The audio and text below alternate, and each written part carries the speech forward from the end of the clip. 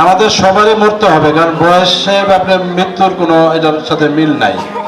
কিন্তু তারপরও যারা আমরা বয়স হয়ে গেছে গা, আমরা আপনার একটি এই পর্যন্ত তো সব ইয়াং জেনারেশনে করলাম, তাদেরকে দায়িত্ব দিলাম, আজকে থেকে আসেন আমরা যারা বয়স হয়ে গেছে গা, আমরা কিছু কাজ করি যে সমাজের জন্য, যেগুলো আমাদের মৃত্যুর পরে যেন সবাই বলতে পারে যে এই মুরব্বী এখানে সন্ত্রাসীকে কলারে চেপে ধরে তাকে পিটি দিয়ে থানায় দিয়েছে, এখানে মাদক বিক্রি করে তাকে এই মুরব্বী আটকেছে। তার কারণ হলো মুরব্বী মানুষের উপরে আপনার সবারই একটা সহানুভূতি থাকে। ইয়াং কেউ যদি আপনার এই কাজগুলো করে, অনেক সময় আপনি ভালো মানুষরা আপনার মাদক ব্যবসায়ী বানিয়ে দেয়।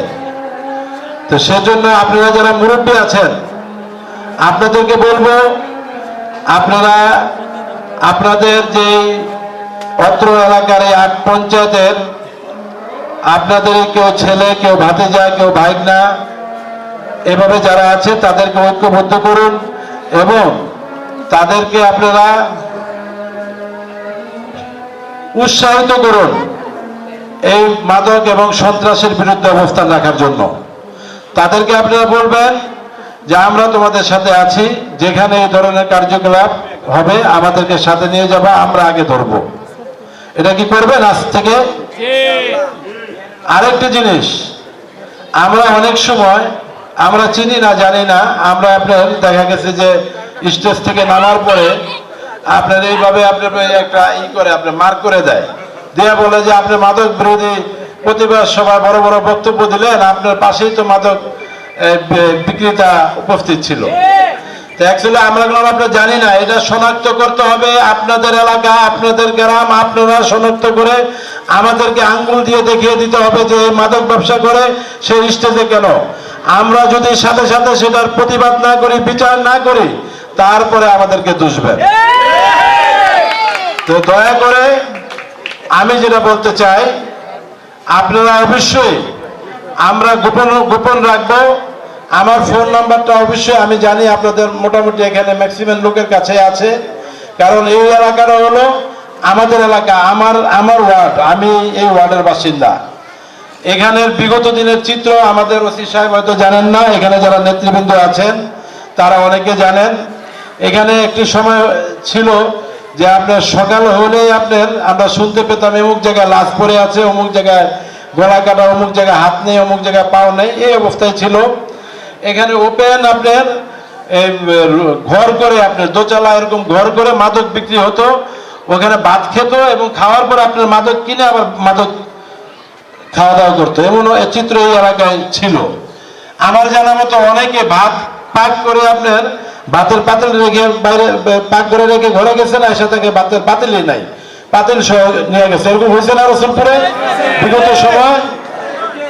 আমরা এখন ওই যে বলতে গেলে সমস্যা, কিছুদিন আগে আপনি দুইটা কথা আবেগে বলছিলাম, আপনি বলতে যে রাজনৈতিক ভাবে অনেক ঝামেলা, অনেক সমস্যায় আপনি পড়েছি।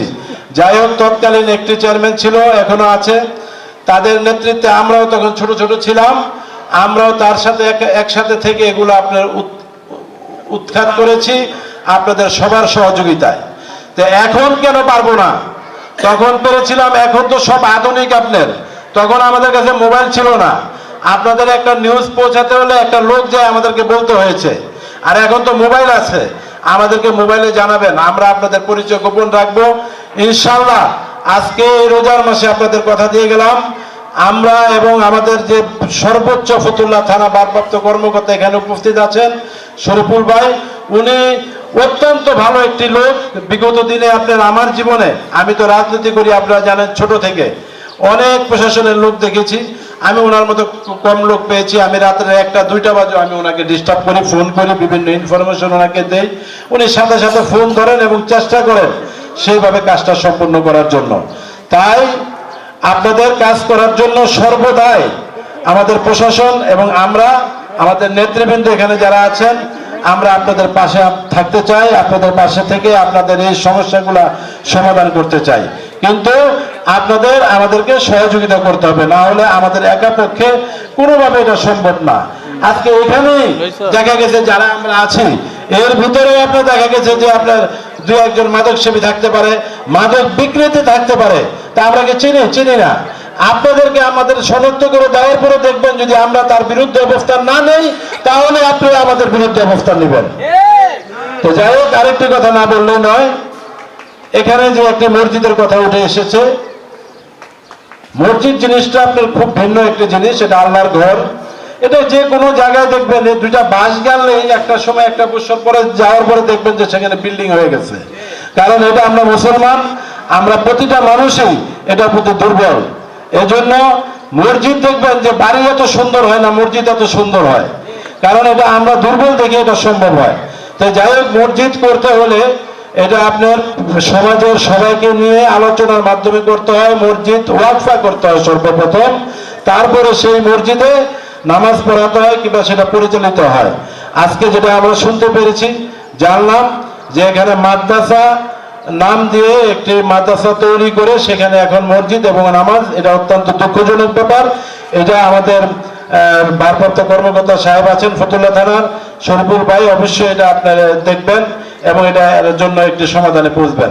প্রিয় সাথী বন্ধুরা আমার, রোজার দিন আর আমি আমার বক্তব্য দীর্ঘায়িত করবো না। সর্বশেষ আপনাদের সবাইকে আবার বলবো, আপনারা সবাই ঐক্যবদ্ধ থেকে আপনারা এগুলা প্রতিবাদ করেন। ইতিমধ্যেই আমি জানি যে রসুলপুরের মানুষ